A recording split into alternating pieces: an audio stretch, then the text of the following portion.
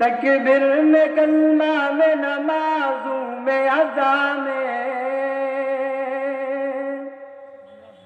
तकबीर में कलमा में नमाजों में अज़ा में, ऐला में लाही से मिलाना में मोहम्मद,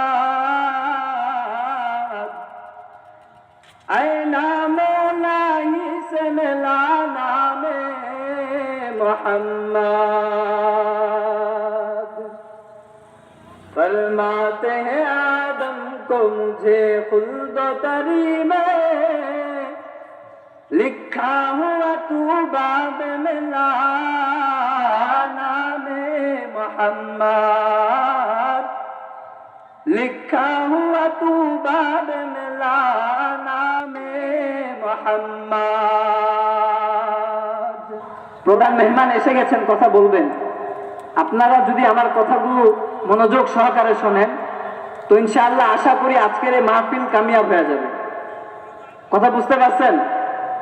আমরা এই দুনিয়ার মধ্যে মানুষগুলো, আমরা যারাই আসছি, আমরা এই মানুষগুলো প্রত্যেকেই গুনাহগার, ঠিক কি না? আমরা সবাই গুনাহগার না? একটু কথা বলতে হবে আমার সাথে।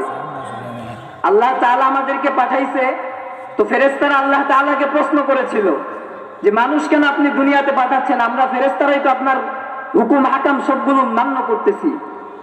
আল্লাহ তাআলা ফেরেশতাদেরকে জানায় দিয়েছিল যে তোমরা আমার হুকুমটাই মান্য করতেছো, কিন্তু পৃথিবীর জমিনে এমন এক মানুষ আমি সৃষ্টি করব যাদেরকে হুকুম দেওয়া থাকবে, তাদের কিছু মানুষ আমি রবের হুকুম মান্য করবে, আর তাদের মধ্য থেকেই কিছু মানুষ আমার হুকুমকে অমান্য করবে।